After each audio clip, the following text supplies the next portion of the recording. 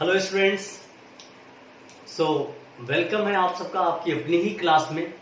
और आज हम अपनी क्लास में मोशन चैप्टर के बारे में स्टडी करने जा रहे हैं। क्लास 9th में मोशन चैप्टर की जो स्टार्टिंग हो रही है बेटे, इस चैप्टर से कनेक्टेड आपके आगे आने वाले सभी चैप्टर्स होंगे। इसलिए इस चैप्टर के हर एक पॉइंट को, हर एक कॉन्सेप्ट को समझना, सीखना और उसे अप्लाई करना बहुत जरूरी है। सो होप सो आपको ये लेक्चर बहुत अच्छा लगेगा। सो स्टार्ट करते हैं चैप्टर मोशन से।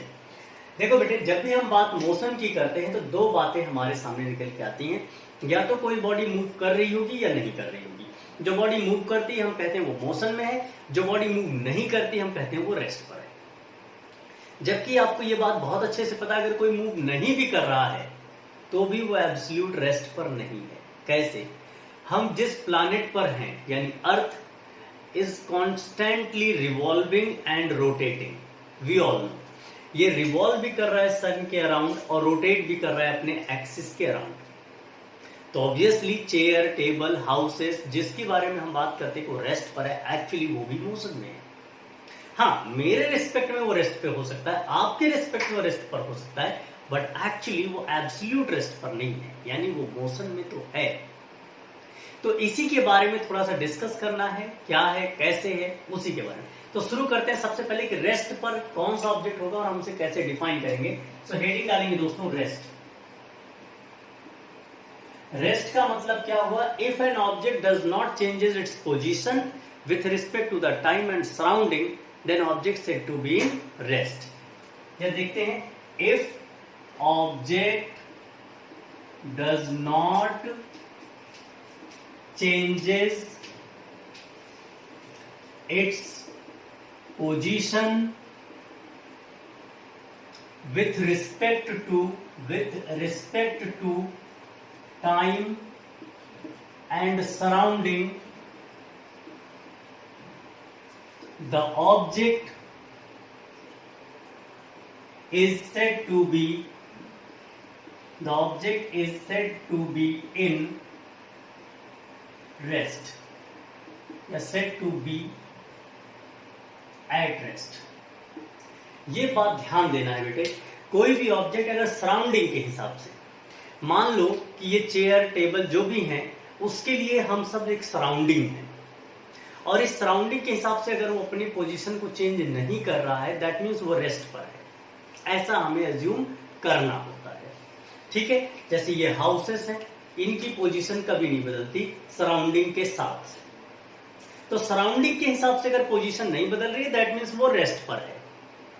लेकिन जो अपनी पोजीशन सराउंडिंग के हिसाब से चेंज कर रहा हो, एनवायरनमेंट के हिसाब से चेंज कर रहा हो, उसे हम कहेंगे वो मोशन में है।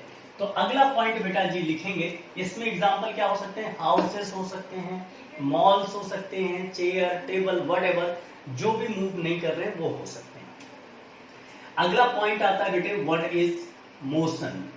फिर वही बात, if an object changes its position, यहां डज नॉट लिखा है ना, वहां पर चेंज हो जाता है। तो इस बात को लिखेंगे, when an object changes its position with respect to time and surrounding, the object is said to be in motion। ये बात जरूर ध्यान दिया जाए, चाहे आपका या हमारा मूवमेंट हो, चाहे काइट का मूवमेंट हो, चाहे एरोप्लेन का मूवमेंट हो, चाहे कार का मूवमेंट हो, चाहे बाइक का मूवमेंट हो, किसी भी चीज का जो मूवमेंट है, जो एक पॉइंट से दूसरे पॉइंट तक जा रहा है, यानी सराउंडिंग के हिसाब से अपनी पोजीशन को बदल रहा है, उसे नाम दिया जाएगा कि ऑब्जेक्ट किसमें है बेटा जी?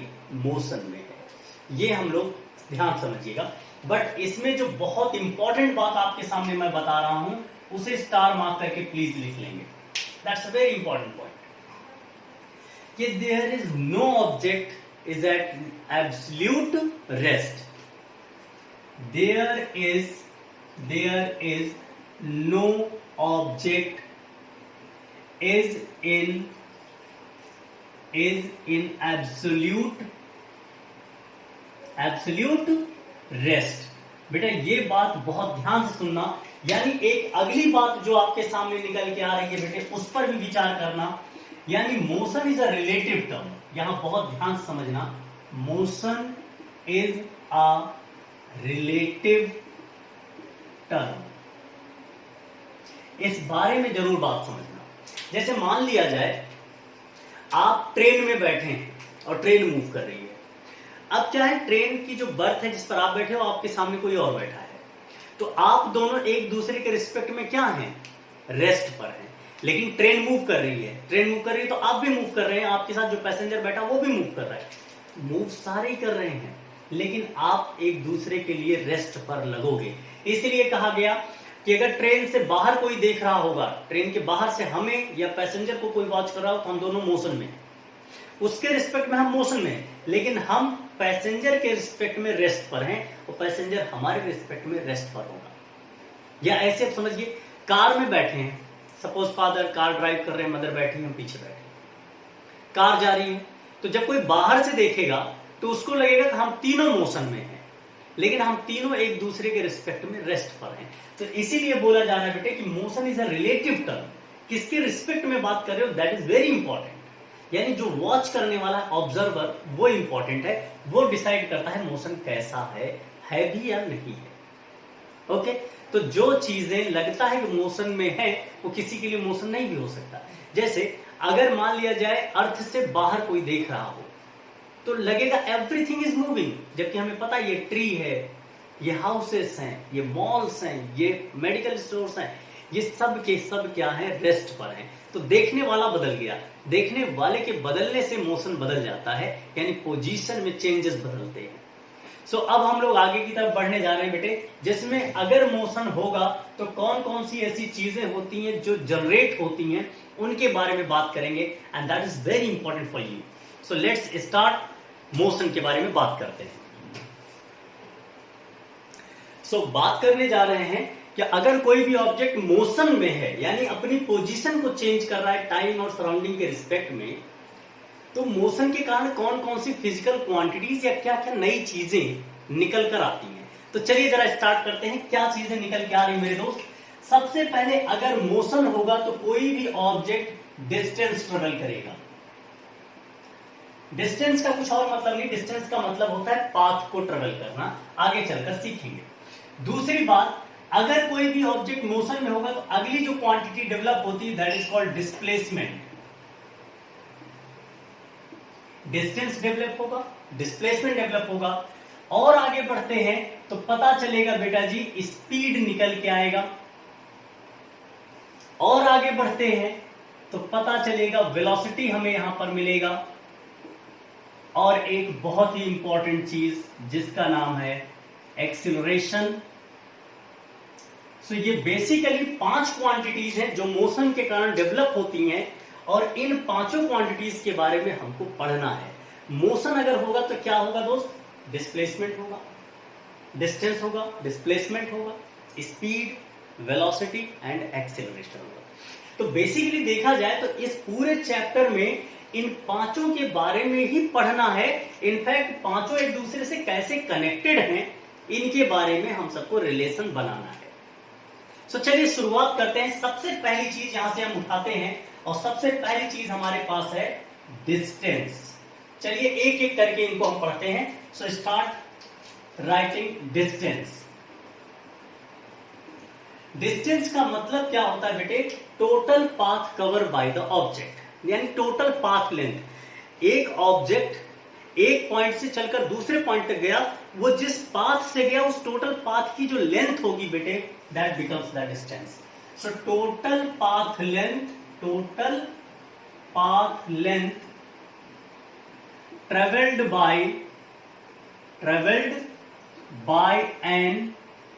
by an object during the motion, you can say, is called the distance। तो चलिए जरा इस बात को थोड़ा सा सीखते हैं, कुछ क्वेश्चन है इनके आंसर भी डेवलप करते हैं, और साथ में इसको सीखेंगे कैसे। एक पॉइंट और इसमें जरा इंपॉर्टेंट है आपके लिए ध्यान रखना, डिस्टेंस को बेटा जी रिप्रेजेंट किया जाएगा एस से, ध्यान रखना। डिस्टेंस को रिप्रेजेंट करते हैं एस से, एसआई यूनिट, यानी जो यूनिट हम फॉलो करते हैं, SI unit of distance that is metre.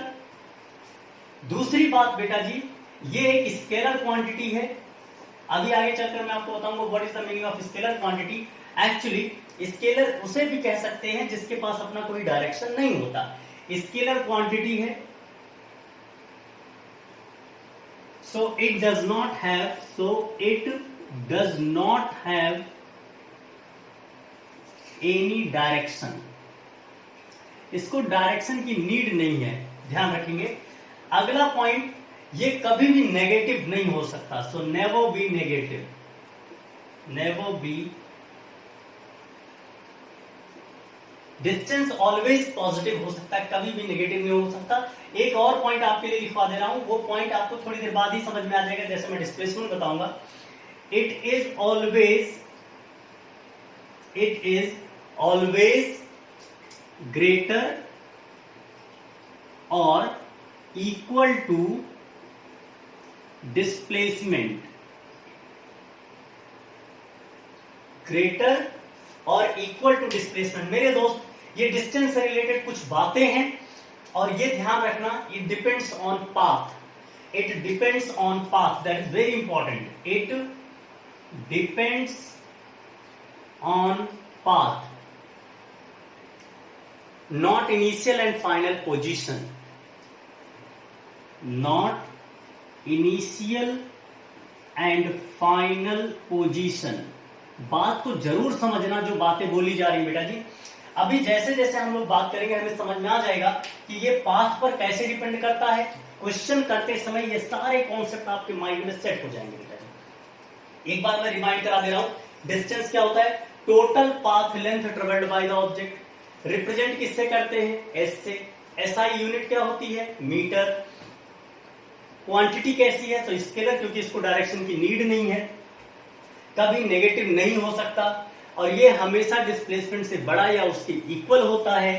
कभी भी इनिशियल और फाइनल पोजीशन पर केवल डिपेंड नहीं करता, डिपेंड करता है उनके बीच ट्रेवल किए गए पाथ के ऊपर। तो ये बहुत ही इंपॉर्टेंट पॉइंट्स है जो आप सबने यहाँ पर देखा है, जाना है। अब चलिए जरा हम इससे रिलेटेड कुछ क्वेश्चंस करके इसको प्रॉपरली अंडरस्टैंड करने की कोशिश करते हैं एक्चुअली है क्या चीज ये। आपके सामने मैं कुछ क्वेश्चंस लाने जा रहा हूं, जरा एक एक क्वेश्चंस को देखते हैं। सपोज कोई पर्सन है, वो इस तरीके से मूव करा, ए से चलकर वो फाइनली पहुंचा है डी पॉइंट पर लाइक दिस, और यहां से यहां तक का जो डिस्टेंस है वो दिया गया 10 metre, this is 20 metre, this one is 15 metre, और वो ए से चलकर बी तक आया है लाइक दिस, ऐसे गया है। आपसे कहा जाएगा व्हाट इज द डिस्टेंस, तो distance is the path length. तो सबसे पहले पाथ लेंथ क्या है? ए बी, फिर बी सी, फिर सी डी, और बेटा जी आंसर आ जाएगा 10 + 20 + 15 that is 45 metre is the answer. ये आपके लिए क्वेश्चन नंबर 1 बन के आया है।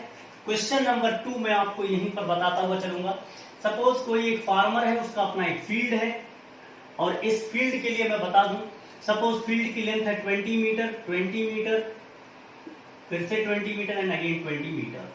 नाम आप A B C D whatever जो भी नाम चाहे दे सकते हैं, कोई दिक्कत नहीं मेरे दोस्त। आपसे कहा जाए कि फार्मर ए पॉइंट से चलना स्टार्ट करता है और इस तरीके से चलता है और पूरा एक राउंड लेकर यहां पर पहुंचता है, तो आपके पास जो डिस्टेंस आ जाएगा, डिस्टेंस को ऑब्वियसली किससे लिखा जा रहा है दोस्तों? एस से। कितना हो जाएगा? पहले 20, फिर 20, फिर 20, फिर 20, यानी इन सबका सम 80 मीटर।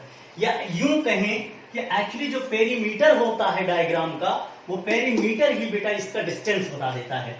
तो पेरीमीटर कितना होता है बेटा जी? 4a। आपको ये पता होगा भाई, स्क्वायर का पेरीमीटर क्या होता है? 4a। सो 4a का मतलब साइड की लेंथ, सो आ गया 80। आप चाहे जैसे सॉल्व करें आपको मिल जाएगा। क्वेश्चन नंबर 3 आपके सामने आ रहा है बेटे। सपोज यही फिर से ट्राइंगल आ गया, और इस ट्राइंगल के लिए फिर मैं आपसे बात कर दूं, ये सपोज ट्राइंगल दिया गया है 20 मीटर, यहां पर 30 मीटर, वंस अगेन 30 मीटर, और पर्सन ए से चलता है बी से चलता है सी, और सी से फिर फाइनली ए पर पहुंचता है। So what is the displacement? Obviously sum of the sides आपको पता होगा, that is called perimeter. a + b + c, दैट इज a, b and c. So the answer will be 20 + 30 + 30 and answer becomes 80 meter over here also. सो ये question बन रहे हैं distance के। ऐसे ही क्वेश्चन नंबर 4 की अगर हम लोग बात करें बेटे, हमारे पास सपोज एक सर्कल है और इस सर्कुलर ट्रैक पर कोई बच्चा है जो साइकिल चला रहा है और इस सर्कुलर ट्रैक का बेटा रेडियस दिया गया 7 मीटर। आपसे कहा जाए अगर वो एक राउंड लगाता है यानी ए से चलकर दोबारा ए पर पहुंचता है तो उसने कितना डिस्टेंस ट्रेवल कर लिया। So once again this is perimeter, that is 2 pi r. 2 pi का मतलब मेरे दोस्त 22/7 इंटू आर का मतलब वंस अगेन 7 से 7 कट गया and 44 metre will be the answer. So such methods you can adopt to find the distance।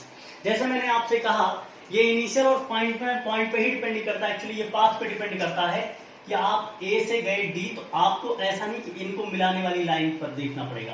Path जितना बड़ा होता जाएगा दोनों के बीच का डिस्टेंस उतना बढ़ता जाएगा। सिमिलरली ए से चलकर ए पर ही वापस आ गया है तो पॉइंट मैटर नहीं कर रहा, मैटर कर रहा है पाथ क्या तुमने ट्रेवल किया है। एग्जैक्टली इन सब में भी ए से चलकर ए पे आया है और यहां पर भी ए से चलकर वापस ए पे आया है। सो बेटा जी ऐसे क्वेश्चन में क्या करेंगे, पैरामीटर निकाल देंगे। अरे निकाल लेंगे, नहीं निकाल लेंगे, हो जाएगा। अरे पक्का, ओके। सो ध्यान रखेंगे। आगे बढ़ते हैं मेरे दोस्त, डिस्टेंस हमारा हो चुका है। अब हम बात करने जा रहे हैं डिस्प्लेसमेंट की तरफ, यानी डिस्टेंस से रिलेटेड आपने बेटे सब कुछ सीख लिया है। सो अब टर्न हमारा आता है डिस्प्लेसमेंट निकालने का। So let's start with displacement. So चलिए बात करते हैं डिस्प्लेसमेंट के ऊपर। डिस्टेंस हमने सीख लिया था बेटे, अब डिस्प्लेसमेंट की बारी है। सो डिस्प्लेसमेंट क्या होता है बेटा जी, shortest distance between 2 point. Shortest distance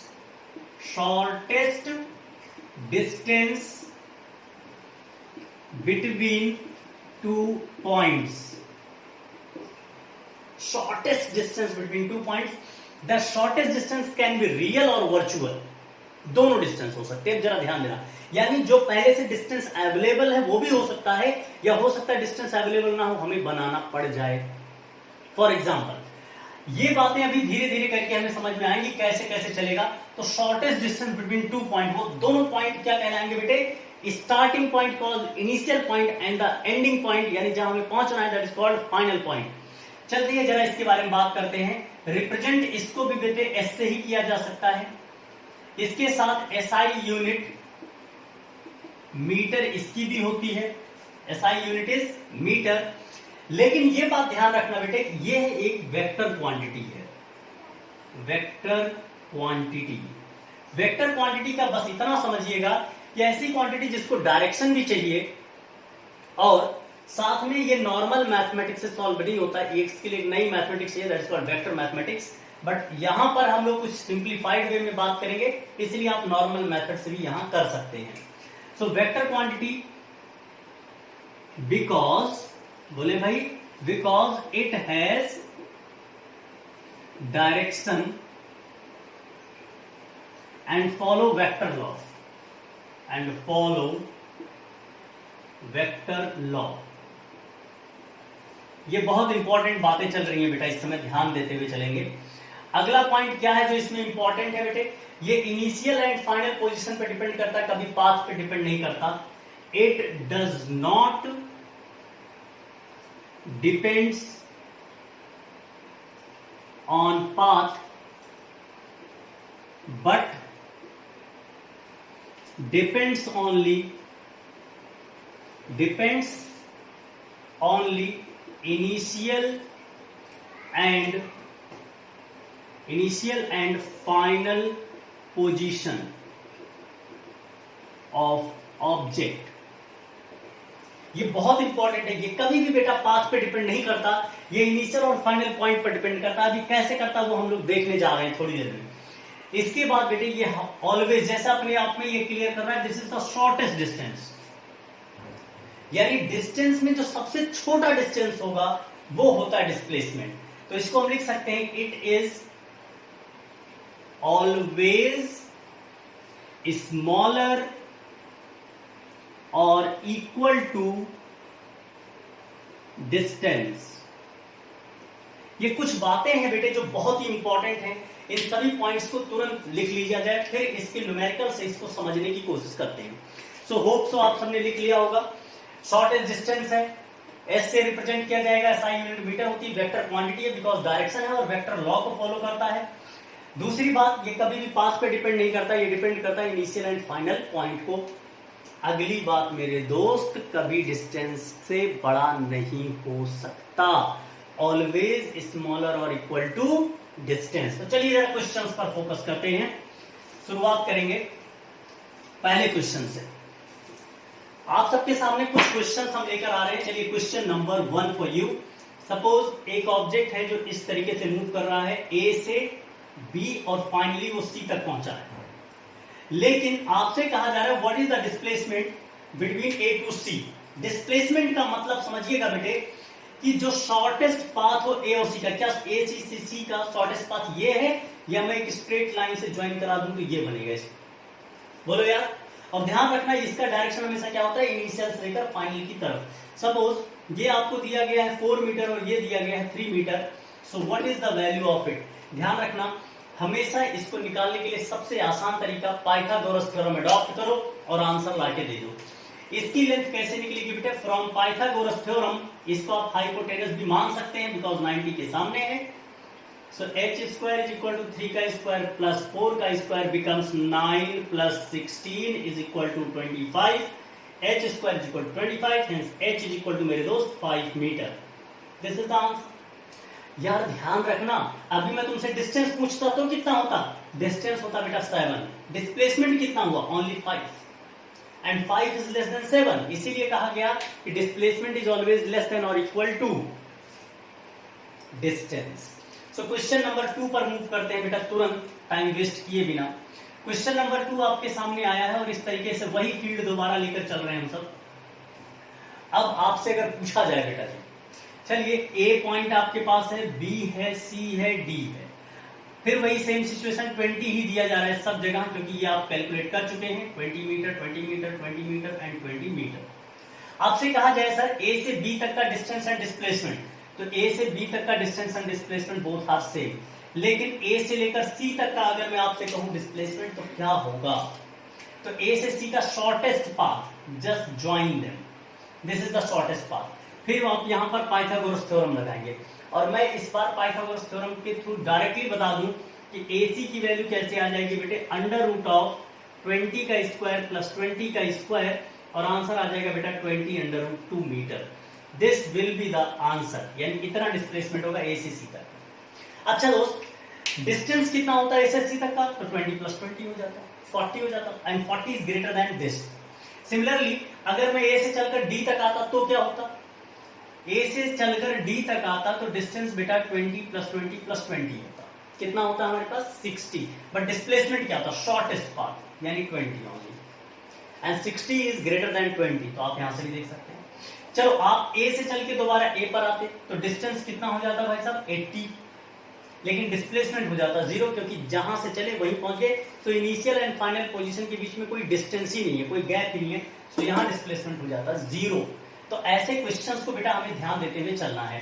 similarly मैं आपसे क्वेश्चन नंबर 3 बोल रहा हूं, जरा इस पर भी विचार करेंगे। हमने एक ट्राइंगल लिया हुआ था बेटा जी, और ट्राइंगल कुछ ऐसा था, ए बी और सी आपके सामने था, ये 20 दिया गया था, ये 30 मीटर दिया गया था, ये भी 30 मीटर दिया गया था। हर तरीके के क्वेश्चन को टैकल करने की कोशिश करें दोस्त। अगर मैं आपसे कहूं ए से सी का डिस्प्लेसमेंट और डिस्टेंस, देखो यहां पर मैं लिख रहा हूं डिस्टेंस और यहां लिख देता हूं डिस्प्लेसमेंट। अब आप मुझे बताओ, अगर मैं बात ए से बी की करूंगा, ए से बी तक, तो distance and displacement both are same, so 20 20। लेकिन अगर मैं कहूं ए से लेकर सी तक, आपके पास जाने का रास्ता सपोज यही है, तो आपके पास डिस्टेंस हो जाएगा 20 प्लस 30 मेरे दोस्त 50, लेकिन डिस्प्लेसमेंट हमेशा शॉर्टेस्ट होता है, दैट विल बी 30, इनको मिलाने वाली स्ट्रेट लाइन। सिमिलरली अगर मैं ए से चलकर दोबारा ए पर आ जाऊं इस तरीके से मूव करता हुआ, सो डिस्टेंस तो हो जाएगा मेरे दोस्त 80 मीटर, ये सब मीटर में है ध्यान रखिएगा, और यहां पर जो डिस्प्लेसमेंट हो जाएगा वो हो जाएगा बेटा 0। ध्यान रखिएगा क्वेश्चन को टैकल कैसे करना है, ये तुम्हें अच्छे से पता होना चाहिए बेटे। एक लास्ट क्वेश्चन इस पर स्टार्ट कर देते हैं जिससे आपको चीजें बहुत क्लियरली में समझ में आ जाएंगी। अगर मेरे पास दोस्त एक सर्कल ही है जैसा भी हमने लिया था, और इस सर्कल का रेडियस 7 मीटर और वही स्टूडेंट है या वही चाइल्ड है जो यहाँ पर एक राउंड लगा रहा है। जब ये राउंड लगा रहा होगा तो जरा इस पर थोड़ी सी बात करते हैं। जब ए से चलकर ए पर पहुंचा तो डिस्टेंस तो ऑब्वियसली 2 पाई आर, लेकिन डिस्प्लेसमेंट विल बी 0 क्योंकि इनिशियल और फाइनल हो गया 0। लेकिन मैं आपसे कहूं यहां पर कुछ पॉइंट्स दिए गए हैं B, C, D and finally A. यहां पर आप डिस्टेंस समझेंगे और यहां पर आप डिस्प्लेसमेंट समझेंगे। अब यहां पर एक एक करके बात करते हैं। सबसे पहले ए से बी गया, तो ए से बी जाने में तो इतना ही ट्रेवल किया, तो एक्चुअल पाथ ये है। देखा जाए तो ये 2 पाई आर टोटल होता है, 2 पाई आर का ये फोर्थ पार्ट है, तो इसको लिख सकते हैं 2 pi r divided by 4। 2 pi r की वैल्यू आपको पता है कितना निकला था, 2 पाई आर की वैल्यू आपने 44 निकाला था, याद हो डिस्टेंस से, तो 44 बाई 4 दैट इज 11। लेकिन डिस्प्लेसमेंट कितना हो जाएगा दोस्त, इनको मिलाने वाली line, straight line B to C, तो ये होगा पाइथागोरस थ्योरम से, दैट इज 7/√2 इतना मीटर। अच्छा चलो आप ए से चलकर सी तक पहुंचे। अब की बार बेटा जी 2 पाई आर है, लेकिन उसके आपने 2 सेगमेंट यूज कर लिए, यानी 2 pi r divided by 2 that pi r, value आएगी 22। ये डिस्टेंस की बात कर रहा हूं मैं। डिस्प्लेसमेंट कितना हो जाएगा बेटा, इन दोनों को मिलाने वाली स्ट्रेट लाइन, यानी 7 + 7 क्योंकि रेडियस है, सो 14 विल बी द आंसर। आप फिर चले और आप फाइनली डी तक पहुंचे। जब आप डी तक पहुंचोगे, ए से लेकर डी तक इसी प्रोसेस के थ्रू, तो इस बार आप 2 पाई आर डिवाइडेड बाई, अब की बार आपको कितने सेक्शन मिल रहे हैं बेटा 2 पाई आर में से 3 सेक्शन, कितने में से 4 में से, तो यहां ऊपर लिख सकते हैं बेटा जी 3/4, और इसमें आपको आंसर आ जाएगा बेटा 33। और यहां पर आप फिर इस तरीके से मीट कराएंगे तो 7/√2, लास्ट में ए से ए चलेंगे, ये बनेगा 44 दैट इज 2 पाई आर, ये बनेगा 0। आप बेटा कैसा भी क्वेश्चन रहे तो ऐसे क्वेश्चन को इजीली हम लोग टैकल कर सकते हैं। और ये आज हम लोगों ने इस लेक्चर में 2 पॉइंट्स डिस्कस कर लिए, that is very very important point. और मेरे ख्याल से अगर आप सब थोड़ा सा इस पर अप्रोच करेंगे, बहुत ही बेहतरीन रिजल्ट आने वाला है, आप सबको कमाल ही हो जाएगा। अगर ये दोनों चीजें क्लियर हैं तो ये दोनों मेरे दोस्त ऑटोमेटिक क्लियर हो जाएंगी। इसलिए मैं आपसे कहता हूं इन दोनों को 1 बार 2 बार प्रैक्टिस खुद करें, कुछ क्वेश्चन खुद बनाएं, खुद उन्हें सॉल्व करने की कोशिश करें। इसके तुरंत बाद वाले हम लोग वीडियोस में आगे की तरफ मूव करेंगे। तो thank you so much for watching, have fun, enjoy करते रहें, पढ़ते रहें और आगे बढ़ते रहें। Thank you so much for watching.